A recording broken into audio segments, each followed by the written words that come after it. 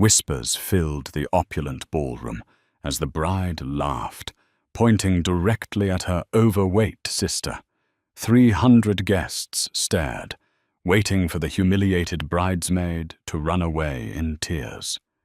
Instead, she reached into her purse with shaking hands and dialed a single, unlisted number. 20 minutes later, the heavy oak doors of the grand hall blew open. A fleet of black armored SUVs surrounded the estate, and the most feared man in the city walked straight past the bride, to bow at her sister's feet. Crystal chandeliers cast a blinding, unforgiving light across the master bridal suite of Oheka Castle, a sprawling historic estate in Huntington, New York, that catered only to the ultra-wealthy.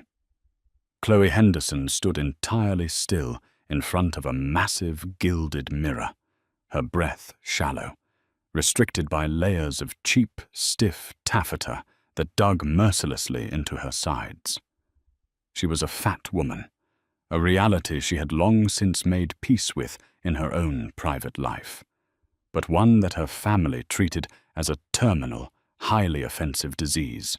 Savannah, the bride and Chloe's younger sister by 3 years, stood a few feet away, practically vibrating with narcissistic glee. Savannah was the golden child, thin, blonde, ruthlessly curated, and wrapped in a custom Vera Wang gown that cost more than Chloe's annual salary as a senior forensic accountant at Deloitte. "I just don't understand why you couldn't have lost even 10 pounds for my big day, Chloe," Savannah sighed, adjusting a diamond hairpin. Her voice dripped with that particular brand of faux concern that was deadlier than outright venom. "I mean, I specifically ordered the bridesmaid dresses in a size 14, hoping it would motivate you. Now look at it. The seamstress had to add panels to the back. It looks like a tent." Chloe closed her eyes for a fraction of a second, fighting the familiar, burning sting behind her eyelids. The dress wasn't a tent.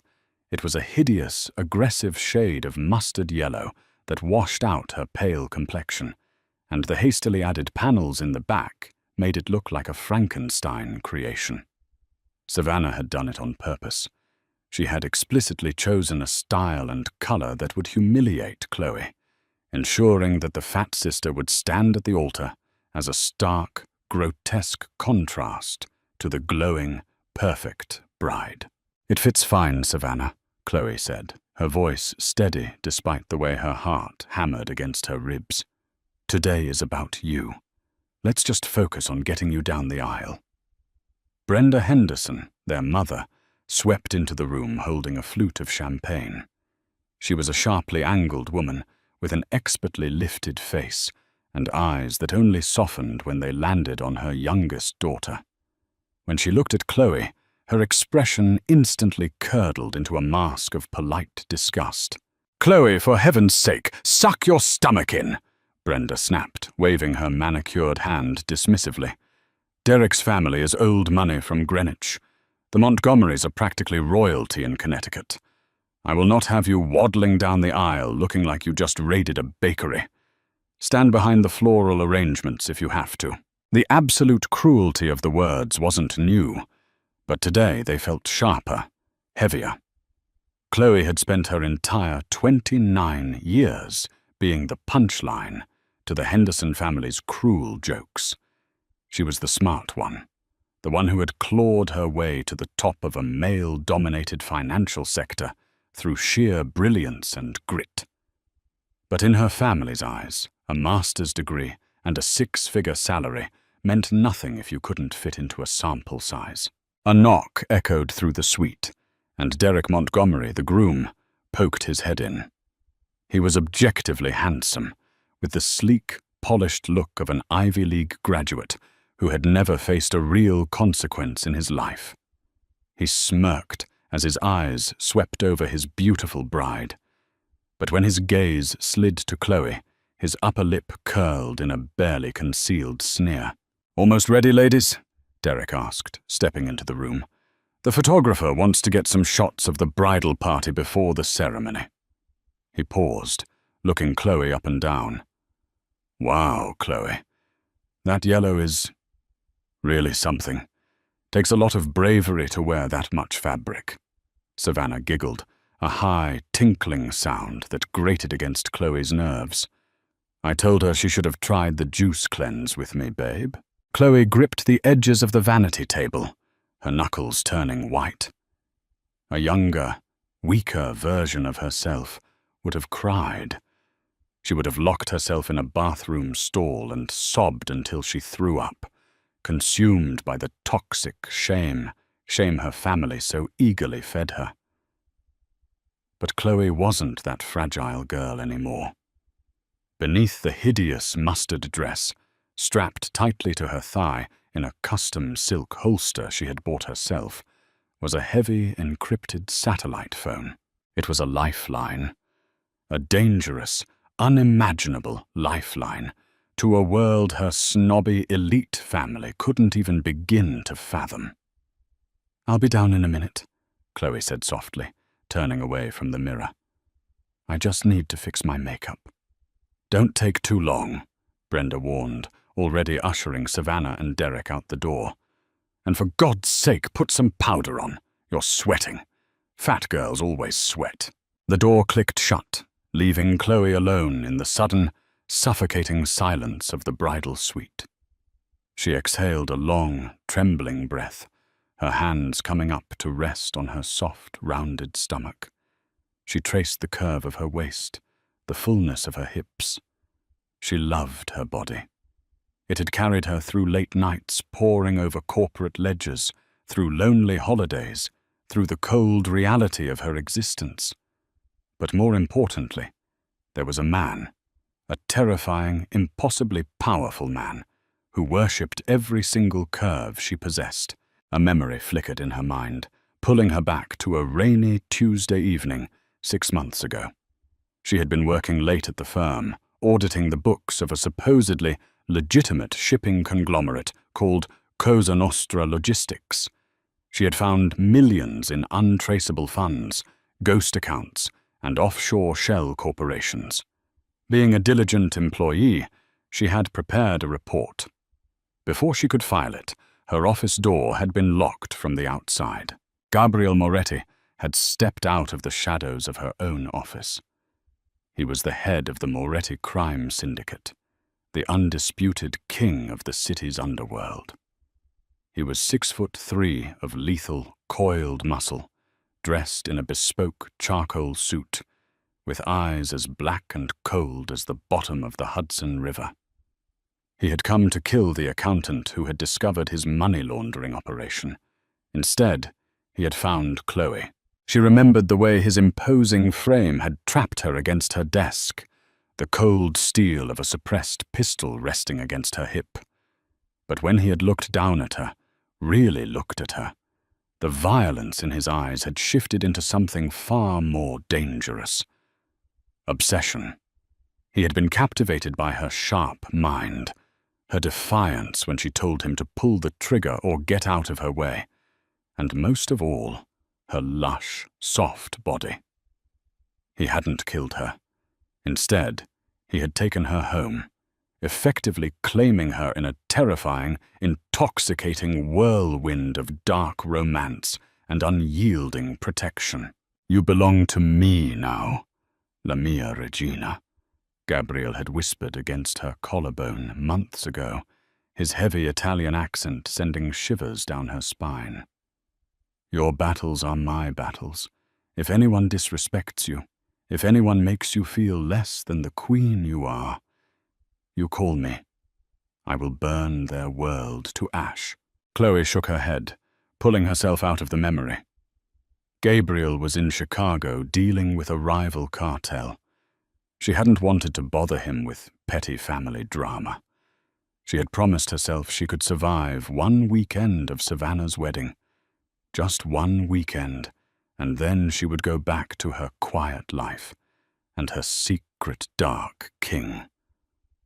But as she touched up her lipstick, she had no idea that the true nightmare of the evening hadn't even begun. The wedding reception was a masterclass in excessive, nauseating wealth. The grand ballroom of Oheka Castle had been transformed into a winter wonderland, dripping in thousands of white orchids, crystal centerpieces, and ice sculptures that cost more than cars. 300 of New York's elite sat at round tables draped in silk, eating beluga caviar and drinking vintage Dom Perignon. Chloe sat at the very edge of the head table, as far away from the bride and groom as physically possible. The corset of the mustard dress was cutting off her circulation, and her feet throbbed in heels that were a half size too small. Another deliberate oversight by Savannah. For the past 3 hours, Chloe had endured a barrage of thinly veiled insults, passive-aggressive pity, and outright cruelty.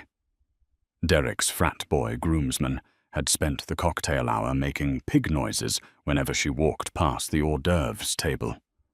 Her mother had publicly slapped a piece of wedding cake out of her hand, hissing that she was embarrassing the family by eating in public. Chloe had swallowed the humiliation, staring blankly at the wall, counting down the minutes until she could call an Uber and disappear forever. Then came the toasts. The best man, a trust fund degenerate named Preston, finished his speech with a raunchy joke that had the older guests clutching their pearls, though Derek laughed uproariously. Then Savannah stood up. She grabbed the microphone, her eyes sparkling with malicious intent under the spotlight. The room quieted down. "Thank you all so much for being here," Savannah began, her voice echoing through the massive ballroom. She dabbed at a fake tear. "Derek and I are so incredibly blessed to be surrounded by people who fit so perfectly into our lives." She paused, turning her gaze directly toward the end of the table where Chloe sat. 300 pairs of eyes followed the bride's line of sight, landing squarely on the plus-size woman shrinking into her yellow dress. "I especially want to thank my big sister Chloe for being my maid of honor," Savannah said, a wicked smile spreading across her perfectly glossed lips. "It couldn't have been easy for her today, watching me get married to the man of my dreams while she's still so focused on her career. And her meals." A low rumble of uncomfortable laughter rippled through the ballroom. Chloe felt her face burn, a hot, prickling sensation spreading across her chest. "I mean, I always knew I'd get married first," Savannah continued, pacing the stage, clearly relishing the microphone. "Mom always said you have to have the whole package to keep a man. But Chloe is so strong. She's literally the biggest person I know. It takes a lot of space to hold all that independence. So let's raise a glass to Chloe. May she one day find a man who can handle all of her." The room erupted into laughter, real, genuine, cruel laughter. Derek was practically howling, high-fiving Preston. Brenda sat at the parents' table, shaking her head in mock sympathy, completely endorsing the public slaughter of her eldest daughter's dignity. Chloe couldn't breathe. The walls of the grand ballroom seemed to shrink, the crystal chandeliers spinning wildly above her. The humiliation wasn't a slow ache. It was a violent, suffocating physical pressure. She stood up abruptly, her chair scraping loudly against the marble floor. The laughter died down slightly as she pushed past the head table. As she hurried toward the exit, Preston intentionally stuck his foot out into the aisle. Chloe tripped, stumbling hard. She didn't fall, catching herself on the edge of a guest table, but her movement knocked a full glass of red wine directly onto the lap of a wealthy dowager. "Watch it, Shamu!" Preston yelled, entirely unashamed. "God, she is so clumsy. Just get her out of here," Brenda hissed loud enough for half the room to hear. Chloe didn't look back. She broke into a heavy sprint, pushing through the heavy oak doors of the ballroom and fleeing down the quiet, carpeted corridors of the castle. She found an opulent, empty powder room, slammed the heavy wooden door shut, and locked the deadbolt. She collapsed against the marble sink, gasping for air. Hot, bitter tears streamed down her face, ruining her carefully applied makeup. She stared at her reflection. She saw the fat, the ugly yellow dress, the smeared mascara. She saw the woman her family had spent 3 decades trying to destroy.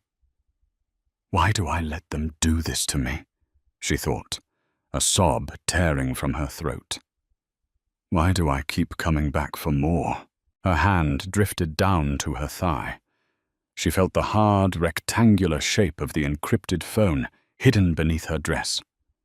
Gabriel's face flashed in her mind, the way his dark, lethal eyes softened only for her, the way his massive hands held her as if she were made of spun glass and diamonds, the absolute terrifying devotion he had offered her, which she had kept hidden out of fear of what he truly was. She wasn't just a bullied fat girl.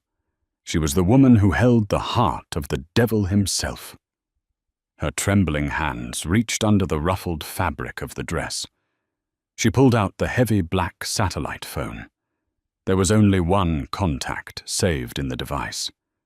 The screen glowed dimly in the luxurious bathroom. Chloe pressed call. It rang exactly half a time before a deep, gravelly voice echoed through the speaker, a voice that carried the weight of 1,000 sins. "Chloe." He didn't ask a question. He stated her name like a prayer. "Gabriel," she whispered, her voice cracking as another sob escaped her lips. Silence hung on the line for a terrifying second.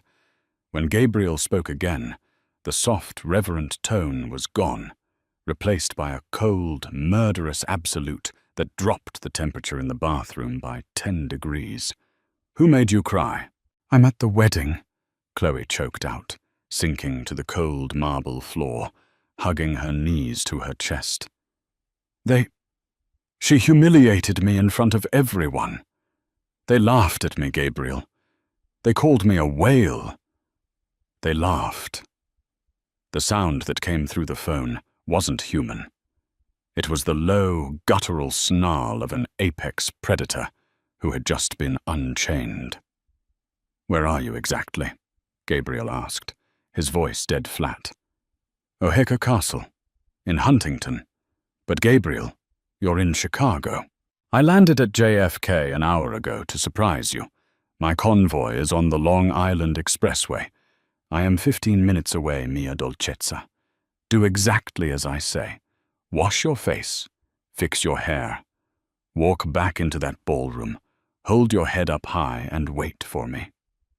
"Gabrielle, what are you going to do?" Chloe asked, her heart hammering a frantic rhythm against her ribs. She knew what this man was capable of. She had seen the news reports, the whispered rumors of his enemies disappearing into thin air. "I am going to show 300 dead men, walking exactly who you belong to," Gabriel said smoothly. "Now dry your tears. Queens do not weep for peasants." The line went dead. Chloe sat on the floor for a long moment, staring at the black screen of the phone. A strange, intoxicating warmth began to spread through her chest, replacing the cold terror and humiliation.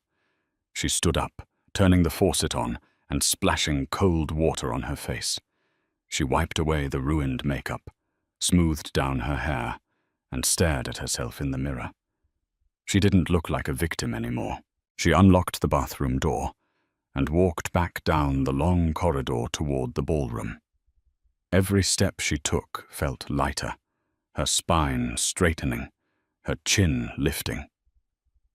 She pushed open the grand oak doors and stepped back into the reception. The guests were dancing, drinking, and laughing. Savannah was on the dance floor with Derek, twirling in her expensive white gown. They didn't even notice Chloe slip back into the room and take her seat at the far end of the head table. She folded her hands in her lap, completely calm, and watched the heavy oak doors of the ballroom. She waited. The live band was halfway through a jazzy rendition of a pop song when the first sign of disruption occurred. It was subtle at first, a ripple of confusion near the front entrance of the ballroom. A waiter dropped a tray of champagne glasses, the glass shattering loudly against the marble floor, but nobody moved to clean it up. The waiter was staring out into the grand foyer, his face completely drained of color. Then the heavy oak doors, which had been propped open, were suddenly slammed shut from the outside. The band faltered, the music dying away in a discordant screech of a saxophone. The 300 guests murmured, heads turning toward the entrance. Savannah, annoyed by the interruption to her spotlight, stomped her foot on the dance floor. "Excuse me, who shut the doors? We're supposed to have an open flow to the terrace," Savannah shrilled, glaring at the event coordinator who was frantically whispering into a headset. Before the coordinator could answer, the oak doors exploded inward. They didn't just open. They were violently shoved apart with enough force to crack the wood. The silence that fell over the room was absolute, suffocating, and heavy with instant terror. 20 men flooded into the ballroom. They moved with terrifying, synchronized precision, forming a perimeter around the walls in less than 10 seconds. They were not security guards. They were dressed in immaculate black suits, their faces grim, unreadable masks of professional violence.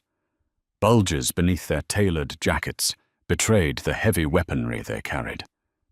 3 of them moved directly to the band, silently motioning for them to step away from their instruments. They did so without a sound. Brenda Henderson let out a sharp gasp, clutching her husband's arm. Derek took a hesitant step backward, his frat boy bravado evaporating into thin air. "What is the meaning of this?" Derek's father, a wealthy hedge fund manager, demanded, stepping forward with false authority. "I demand to know who is in charge here. I am calling the police." One of the men in black, Matteo, Gabriel's lethal, heavily tattooed underboss, stepped forward. He didn't raise his voice. He simply reached into his jacket, pulled out a massive Desert Eagle handgun, and racked the slide. The metallic clack-clack echoed through the cavernous room, like a bomb going off. Derek's father immediately backed away, raising his hands, his face pale as a ghost. Then the sea of armed men parted at the entrance. Gabriel Moretti walked into the ballroom. He moved with the slow, predatory grace of a man who owned the earth he walked on. He was dressed in a bespoke midnight black Tom Ford suit that hugged his broad, muscular shoulders perfectly. A silk tie rested against a crisp black shirt, monochromatic and terrifying. His dark hair was perfectly styled, and a faint scar ran through his left eyebrow, adding a rugged brutality to his impossibly handsome face. But it was his eyes that paralyzed the room. They were a terrifying, abyssal black, sweeping over the crowd of elite socialites, as if looking at a room full of insects. The air in the ballroom seemed to grow colder, the temperature plummeting under the sheer, suffocating weight of his aura. Savannah, frozen on the dance floor, stared at the billionaire mafia kingpin in stunned silence. She didn't know who he was, but she understood power, and the man standing before her reeked of more wealth and danger than anyone she had ever met. Gabriel ignored her. He ignored Derek. He ignored the terrified gasps of the ultra-wealthy elite. His dark eyes locked onto the far end of the head table. His gaze found Chloe. Instantly, the lethal, terrifying mask on his face shattered. His eyes softened, a profound, consuming warmth flooding his expression as he looked at the plus-size woman in the hideous mustard dress. He didn't see the ugly fabric or the humiliated bridesmaid. He saw a goddess. Gabriel walked across the ballroom floor. The crowd parted for him instinctively, scrambling out of his way like mice fleeing a tiger. His heavy footsteps echoed in the absolute silence of the room. He walked past the massive wedding cake. He walked right past Savannah, who actually leaned forward, thinking for a delusional second that this dark, magnificent stranger was coming to admire her. He didn't even blink in her direction. Gabriel stopped in front of Chloe. She was looking up at him, her chest heaving, tears welling in her eyes. Not from sadness this time, but from an overwhelming wave of relief and awe. Slowly, deliberately, the most dangerous man on the eastern seaboard dropped to one knee in front of 300 stunned guests. Gasps rippled through the room. Brenda dropped her champagne glass. It shattered on the floor, forgotten. Gabriel reached out with large, scarred hands, gently taking Chloe's trembling fingers in his. He brought her knuckles to his lips, pressing a soft, lingering kiss against her skin. "I told you I would be here, amore mio," Gabriel murmured, his deep voice carrying easily in the dead, silent room. "Forgive me for making you wait." "Gabriel," Chloe whispered, a tear slipping down her cheek. He stood up, his massive frame towering over her as he gently pulled her up from her chair. His hands rested on her waist, pulling her soft, curvy body flush against his hard, muscular one. He didn't hide her. He didn't try to minimize her space. He held her like she was the most precious, exquisite treasure in the world, his thumbs soothingly tracing the fabric of the dress at her sides. "Chloe!" Brenda shrieked, finally finding her voice, her tone a mix of pure shock and outrage. "What is going on here? Who is this person?" Gabriel didn't let go of Chloe. He turned his head slowly, his eyes locking on to Brenda Henderson. The sheer, freezing violence in his stare made the older woman physically flinch backward. "I am the man who is going to marry your daughter," Gabriel said, his voice a low, terrifying rumble that promised absolute destruction. "And you, along with every single person in this room, have approximately 60 seconds to apologize to my queen, or I will order my men to lock the doors and burn this castle to the ground." Panic attempted to bloom in the grand ballroom of Oheka Castle, but it was suffocated instantly by the terrifying synchronized sound of 20 assault rifles being raised and aimed at the ceiling. The message was clear. No one was leaving, and no one was breathing without Gabriel Moretti's explicit permission. Arthur Montgomery, Derek's father and the CEO of Montgomery and Croft Wealth Partners, tried to salvage his crumbling authority. He puffed out his chest, his face purple with indignation. "Do you have any idea who we are? We have the chief of police on speed dial. You can't just storm in here and hold the most influential families in New York hostage over her." He pointed a shaking, manicured finger at Chloe. Gabriel didn't even flinch. His dark eyes lazily tracked the older man's finger, and then he gave a nearly imperceptible nod to his underboss. Matteo crossed the dance floor in 3 long strides. He didn't speak. He simply grabbed Arthur Montgomery by the collar of his custom Armani tuxedo and kicked the back of his knees. The billionaire hedge fund manager collapsed onto the marble floor with a pathetic yelp, the wind knocked out of him. Matteo kept a heavy combat boot pressed firmly between Arthur's shoulder blades, pinning him to the ground in front of the horrified elite. "The chief of police, Arthur?" Gabriel's voice was dangerously quiet, slicing through the room like a scalpel. He pulled a custom platinum smartphone from his jacket pocket and tossed it onto the pristine white tablecloth of the head table. "Call him. Call Commissioner Thomas Harding. Ask him why he approved the rerouting of all local patrol cars away from the Huntington estate tonight." While you're at it, ask him how much my syndicate deposited into his offshore Caymans account yesterday." Arthur stared at the phone, his face draining of all color. A collective gasp rippled through the guests. The realization crashed down upon the room. Their wealth, their status, their country club memberships meant absolutely nothing here. They were trapped in a cage with a monster who owned the people they usually paid to protect them. Gabriel turned his attention back to Chloe. She was trembling slightly against him, the adrenaline coursing through her veins. He lifted a large, warm hand and gently cupped her cheek, his thumb brushing away a stray tear that had escaped her lashes. "Who tripped you? Me or Regina?"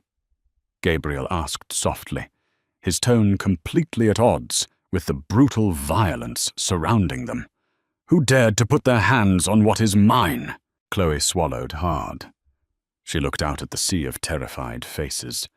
Her family had bullied her into submission for nearly 30 years. They had trained her to be small, to take the abuse, to apologize for taking up space.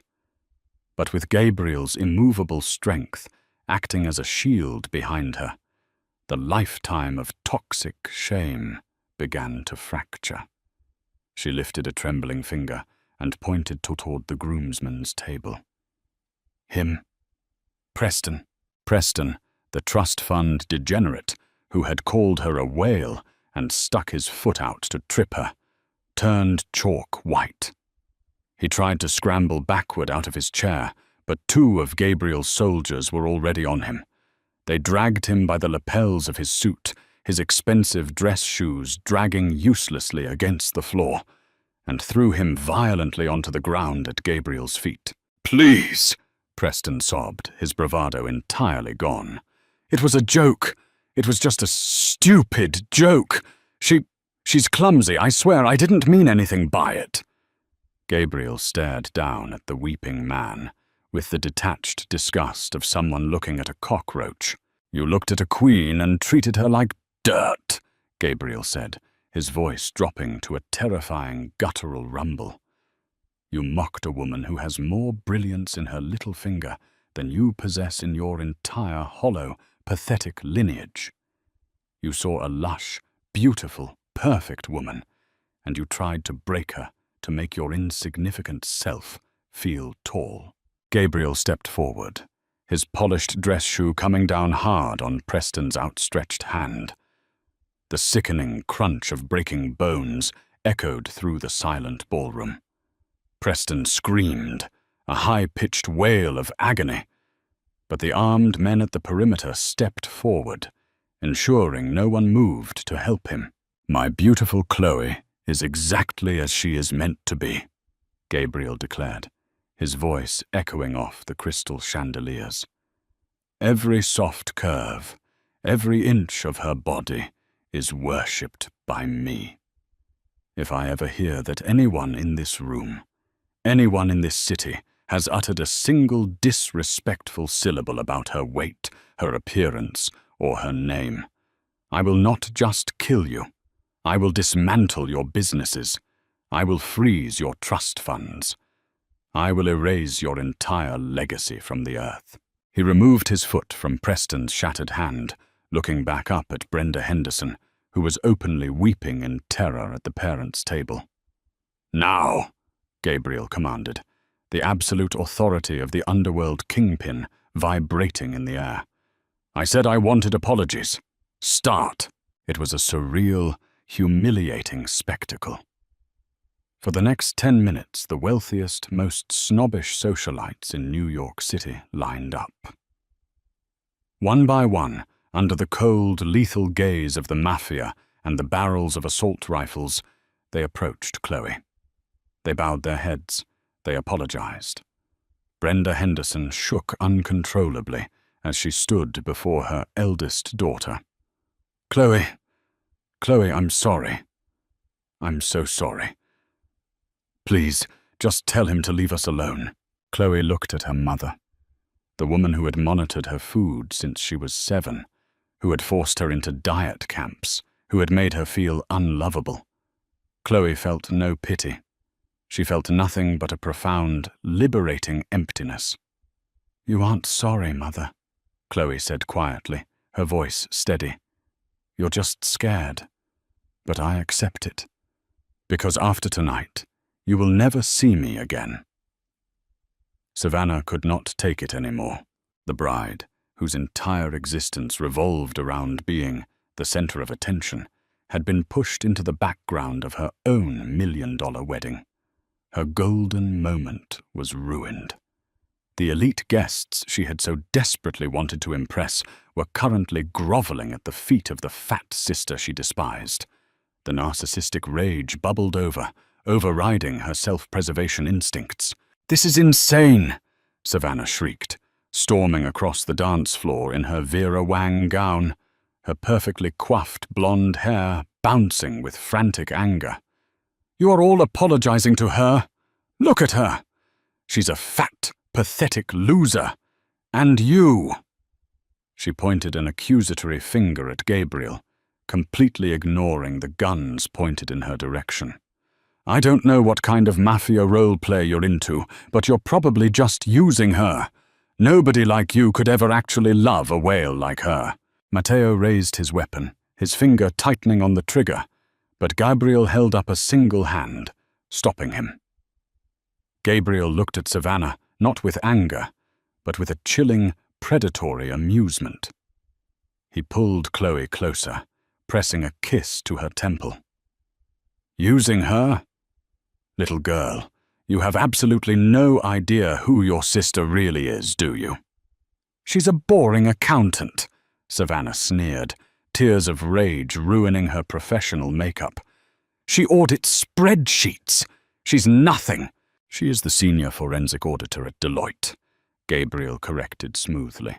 "A woman who, 3 months ago, was assigned to quietly investigate the offshore holdings of Montgomery and Croft Wealth Partners. Tell me, Arthur," Gabriel called out to the groom's father, who was still trembling on the floor.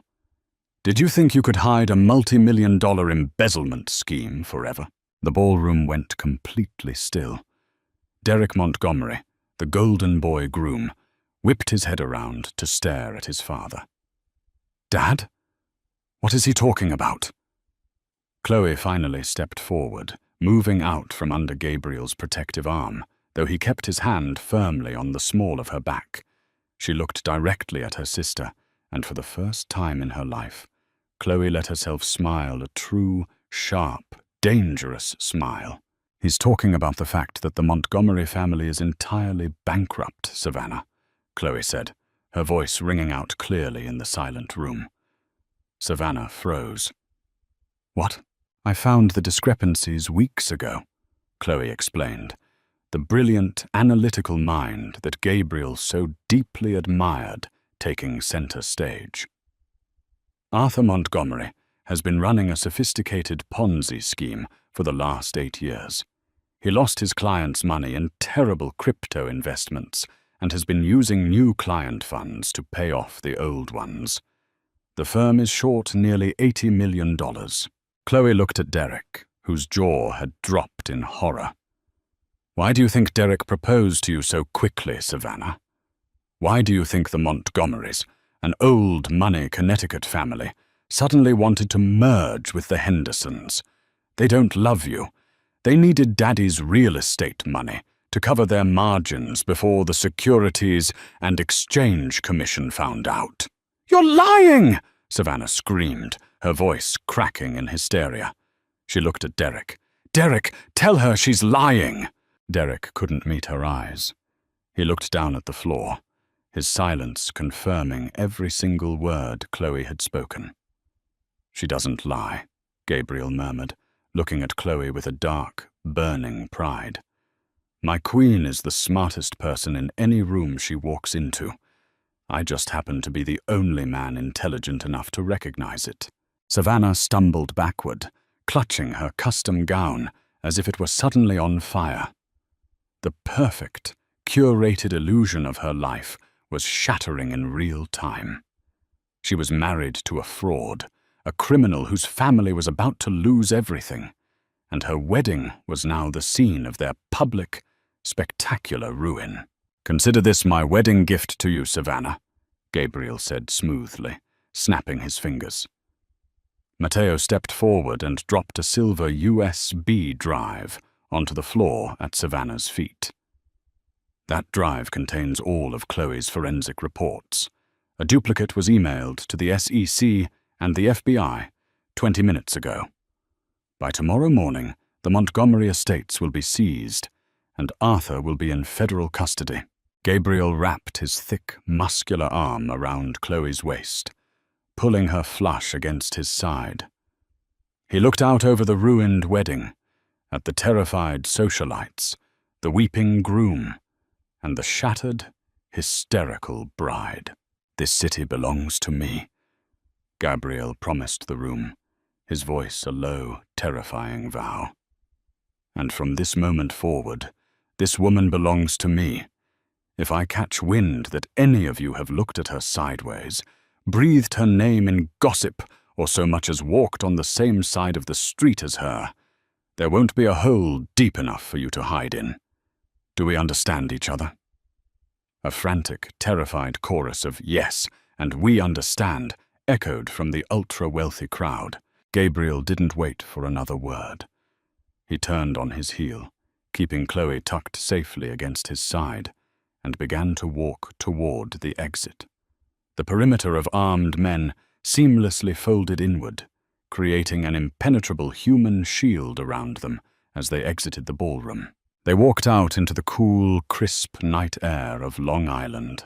A fleet of armored black Cadillac Escalades was idling in the circular driveway of the castle. The heavy, stifling atmosphere of the wedding vanished, replaced by the quiet, powerful hum of the V8 engines. Gabriel stopped by the open door of the lead SUV. He turned Chloe to face him. The lethal, terrifying Mafia Boss, who had just brought 300 people to their knees, was gone.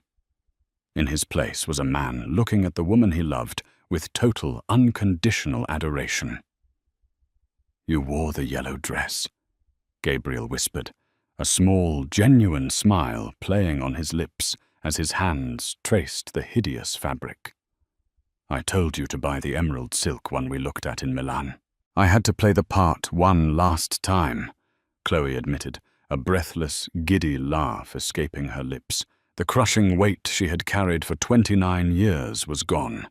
She felt light, beautiful, and completely invincible. "Thank you, Gabriel, for coming, for everything." Gabriel shook his head, his dark eyes fierce and intense. He leaned down, capturing her lips in a deep, consuming kiss that tasted of power, danger, and absolute devotion. When he finally pulled back, he rested his forehead against hers. "You never have to thank me for protecting my own heart, Chloe," he murmured, his thumb stroking her jawline. "Your family made you feel like you were too much to handle, but they were just too weak to carry a queen. Are you ready to go home?" Chloe looked back at the castle one last time. She could hear the faint, muffled sounds of Savannah screaming in the distance. She turned back to the Dark King, who had burned her old world to the ground just to keep her warm. "Yes," Chloe smiled, her heart soaring. "Take me home." Morning sunlight pierced through the floor-to-ceiling windows of Gabriel's Tribeca penthouse, casting long, golden geometric shapes across the tangled Egyptian cotton sheets. Chloe woke up slowly, her body heavy and completely relaxed in a way she had never experienced in her 29 years of life. For the first time, she was not bracing herself for a cruel comment. She was not instinctively sucking in her stomach or pulling the blanket up to hide her thick thighs. She lay on her side, entirely bare, feeling the solid, radiating heat of the most feared man in New York pressed flush against her back. Gabriel's heavy, muscular arm was draped possessively over her waist, his large hand resting flat against the soft curve of her belly. Even in sleep, He held her as if she were the center of his gravitational pull. Across the massive bedroom, the hideous mustard-yellow bridesmaid dress lay in a torn, crumpled heap on the expensive hardwood floor. Gabriel had quite literally ripped it off her the moment they stepped inside the penthouse the night before, cursing the cheap fabric and the toxic family that had forced her into it. In its place, he had draped her in worship, mapping every inch of her lush, plus-size body with a fierce, reverent passion that had left her breathless and entirely undone. "You are thinking too loudly, Mia Regina." Gabriel's deep, sleep-roughened voice rumbled against the nape of her neck. He pressed a warm kiss to her bare shoulder, pulling her even closer until there was not a fraction of space between them. Chloe smiled, leaning back into his solid chest. "I'm just wondering if last night was a dream. If I'm actually still locked in that bathroom at Oheka Castle, having a stress-induced hallucination." Gabriel shifted, propping himself up on one elbow so he could look down at her. His dark, abyssal eyes, usually so cold and lethal to the rest of the world, were utterly soft as they roamed over her beautiful, unadorned face. He reached out, his calloused thumb gently tracing the fullness of her lower lip. "I assure you, it was very real," Gabriel murmured. He reached over to the nightstand, grabbing a matte black remote. He clicked a button, and the massive flat-screen television embedded in the opposite wall hummed to life, already tuned to the morning news. "Look for yourself." Chloe sat up, pulling the silk sheet up to her chest, her eyes widening at the breaking news ticker flashing across the bottom of the screen. The aerial footage showed the sprawling Montgomery estate in Greenwich, Connecticut, completely surrounded by dozens of black tactical vehicles. FBI agents in windbreakers were carrying out boxes of physical files and computer hard drives. The news anchor's voice was breathy with excitement. In a stunning overnight raid, federal authorities have apprehended Arthur Montgomery, CEO of Montgomery and Croft Wealth Partners, on massive federal fraud charges. Sources close to the investigation confirm that the firm was operating as an elaborate Ponzi scheme, defrauding investors of nearly $80 million.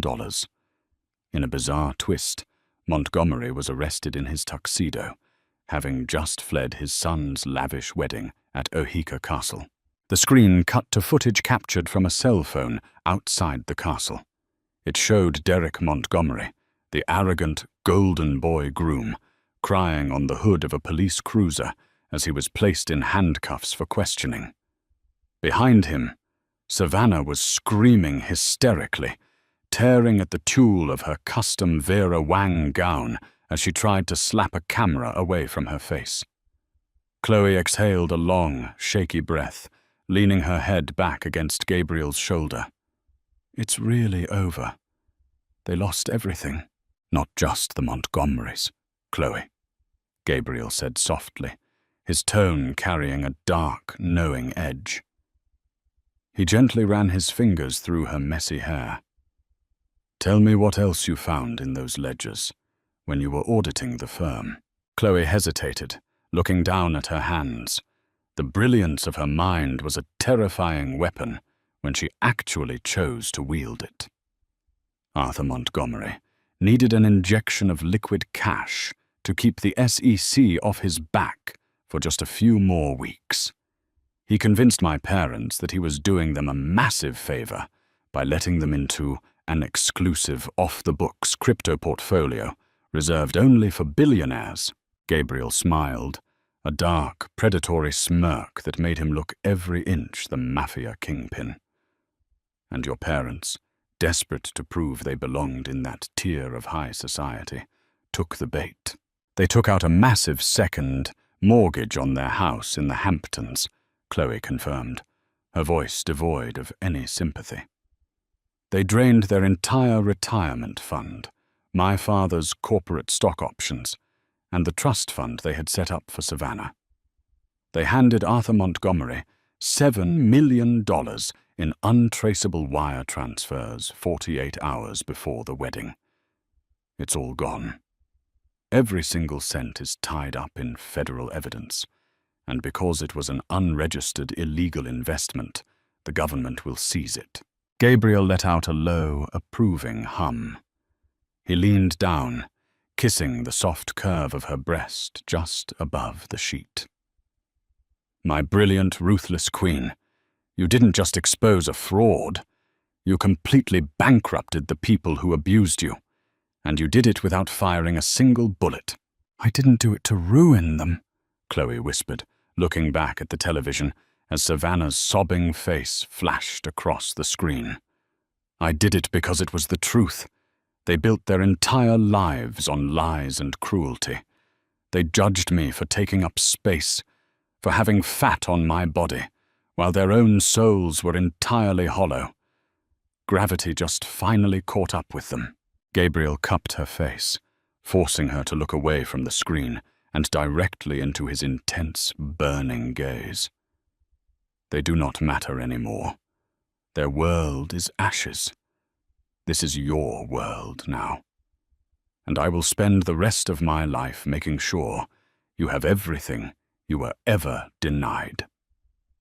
6 months later, the Manhattan skyline glittered through the panoramic windows of the newly established Moretti Holdings corporate headquarters. Chloe stood at the head of a massive mahogany boardroom table, projecting a quarterly financial review onto the smart screen behind her.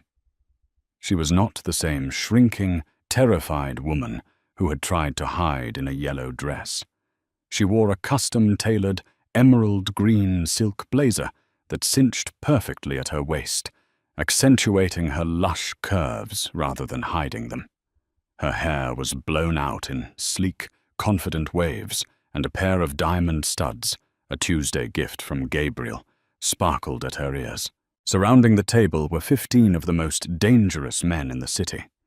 Matteo, the heavily tattooed underboss, sat to her right, aggressively taking notes on an iPad. The capos of the Moretti syndicate, men who usually dealt in extortion, illegal shipments, and violence, were currently hanging on to Chloe's every word as if she were a prophet. By filtering the cash from the docks through the newly acquired boutique hotel chains, we've managed to completely legitimize 30% of the syndicate's liquid assets this quarter, Chloe explained, her voice steady and commanding. She tapped a laser pointer against the graph. The IRS has entirely backed off the logistics front. If we continue aggressive real estate acquisitions in the Bronx, we will double our clean revenue by next spring, minimizing federal risk to zero. Matteo looked up, a rare, genuine grin crossing his scarred face. So you're telling me we just made $8 million clean dollars by buying rundown buildings and actually fixing them up? Exactly, Chloe smiled, resting her hands on the table. You don't need to break legs when you can weaponize compound interest and gentrification, Matteo. A low murmur of deep, absolute respect rumbled through the room.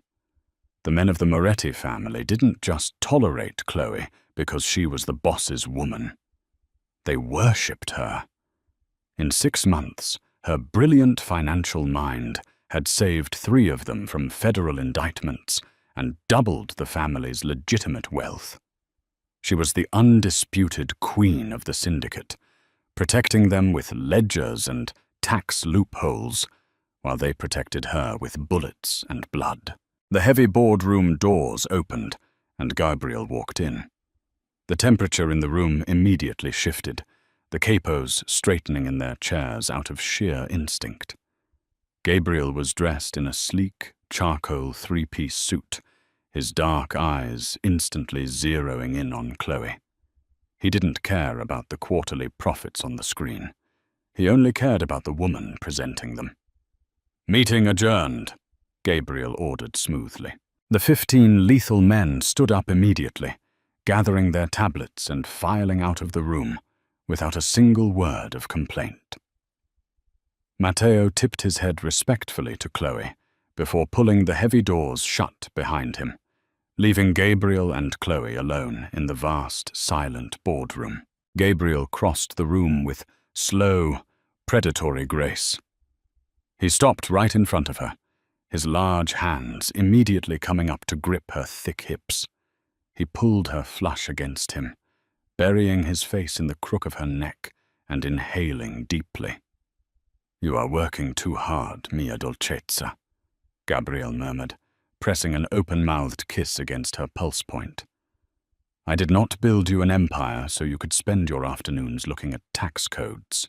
Chloe laughed, wrapping her arms around his broad shoulders. She loved the contrast of him, this terrifying, violent man who melted into absolute devotion the second they were alone. "I enjoy it, Gabrielle. Taking your chaotic, illegal money and making it bulletproof is the most fun I've ever had." Gabriel pulled back slightly, his dark eyes tracing her features. "You look breathtaking today. That green silk was made for your body." "Thank you," she smiled softly. She had finally learned to accept his compliments without deflection. She loved her fat, beautiful body. She loved the way it filled out her clothes, the way it commanded space, and most importantly, the way it completely unraveled the mafia kingpin standing before her. Gabriel's phone buzzed in his breast pocket. He ignored it. But then Chloe's encrypted tablet chimed on the desk. She glanced over at the screen, her smile fading slightly. It was an email forwarded by her private security team. The subject line read, "Please, Chloe, it's Mum." Gabriel noticed the shift in her expression. His jaw tightened, a dangerous, violent shadow crossing his face. "Did they breach the firewall again?" Chloe sighed, picking up the tablet. Over the last 6 months, the fallout of the Oaxaca Castle disaster had been absolute. Arthur Montgomery was serving 20 years in federal prison. Derek was working as a valet at a casino in Atlantic City, his trust fund entirely seized. But her own family had suffered a quieter, more humiliating fate. Completely bankrupt and blacklisted from high society due to their association with the Montgomery fraud, Brenda and her husband had been forced to sell their Hamptons estate to cover their debts. Savannah, whose entire identity was wrapped up in her wealth and her sample-size waistline, had suffered a massive public breakdown. Without her family's money to fund her lavish lifestyle, the former golden child was currently working a minimum-wage retail job in a strip mall in New Jersey, living in a cramped 2-bedroom apartment with her parents. "She's begging for a loan," Chloe read the email aloud, her voice devoid of emotion. "She says Savannah's car got repossessed and Dad needs money for his blood pressure medication. She's asking for $50,000. She says they are starving." Gabriel's eyes went dead.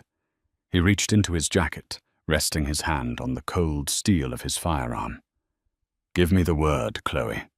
Say the word, and I will have Matteo drive out to New Jersey tonight. They will never send you an email again." Chloe looked at the screen for a long moment. A younger version of herself would have felt guilty.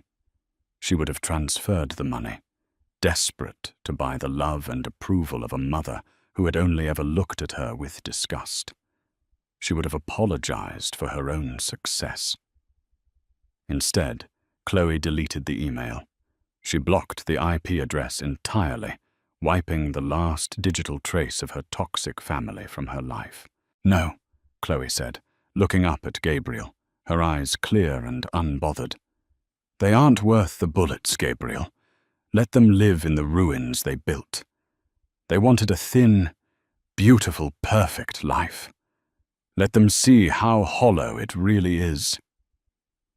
Gabriel stared at her, a profound, overwhelming pride radiating from his chest. He took the tablet from her hands, tossing it carelessly onto the table, and pulled her tightly against his chest. "You are magnificent," he whispered fiercely, his hand sliding down to cup the lush curve of her backside, pressing her against him. You are my entire world. Gabriel stepped back, keeping one hand on her waist. He reached into his trouser pocket and pulled out a small, heavy velvet box. Chloe's breath hitched as he flipped it open. Inside rested a massive, flawless canary diamond, surrounded by intricate, custom-forged platinum that looked exactly like a crown. "I am a man of violence, Chloe," Gabriel said, his voice dropping to a low, raw rumble. "I live in the shadows, and my soul is stained with things you should never have to look at. But you are my light. You are the genius that guides my empire, and the only woman who has ever commanded my knees to hit the floor. Marry me. Let me spend the rest of my life worshipping you exactly as you are." Tears pricked the corners of Chloe's eyes, but this time they were tears of absolute triumph and joy. She looked at the ring, a crown fit for a queen, and then up at the dark king who held it. She didn't need to shrink herself to fit into his world. She had simply needed a kingdom large enough to hold her. "Yes," Chloe whispered, throwing her arms around his neck. "Yes, Gabriel." He slipped the heavy diamond onto her finger, the fit absolute perfection, before capturing her lips in a kiss that promised a lifetime of power, protection, and unconditional, burning devotion. The little fat girl from a cruel, shallow family was dead. The queen of the Moretti Empire had finally taken her throne, and her reign was just beginning. If you loved this story about a brilliant, powerful woman claiming her worth, refusing to shrink for toxic family members, and finding a dark, devoted love that worships her exactly as she is, we need your help to tell more stories like this. Smash that like button, drop a comment below, telling us your favorite twist from Chloe's revenge, and share this video with anyone who needs a reminder of their own power. Don't forget to subscribe and hit the notification bell so you never miss out on our daily drama and romance drops.